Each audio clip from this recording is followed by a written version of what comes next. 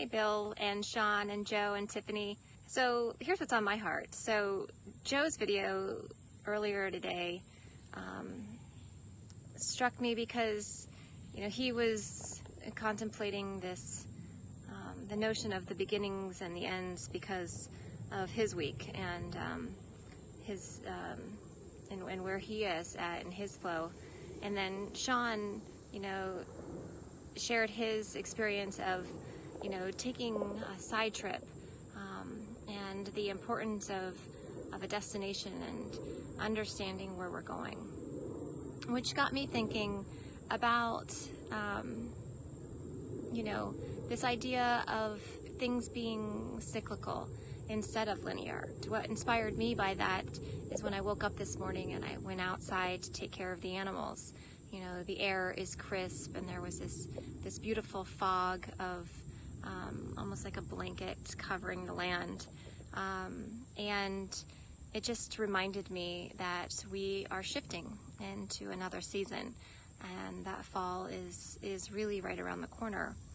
And so many times I have, experienced, the shifting of the seasons, but for some reason the cyclical nature of this is really, I'm feeling it this year.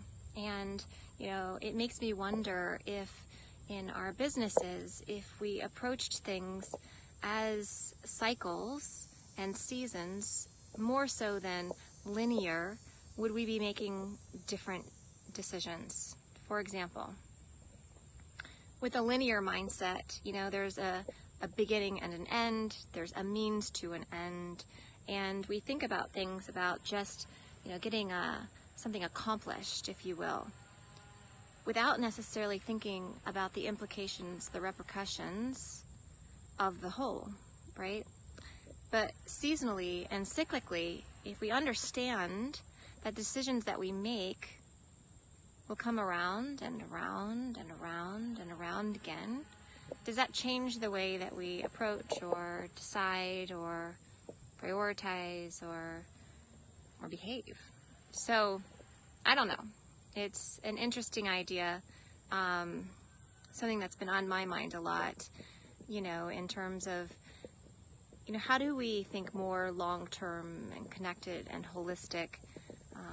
How do we make that a part of our decision making? What is the framework for that idea? Really tuning into nature and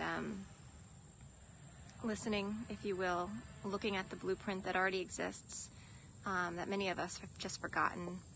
And actually, I'm sitting here at my favorite tree. This is where I come to meditate a lot because it's a very clear space for me. And,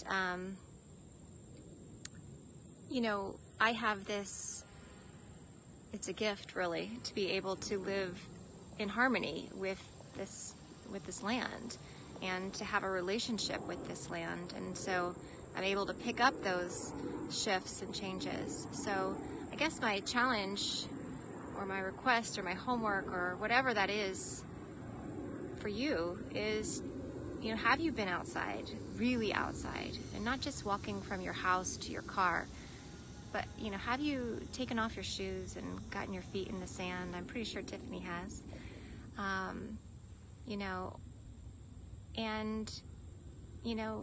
Do you have a relationship with your land? And what does that mean for you?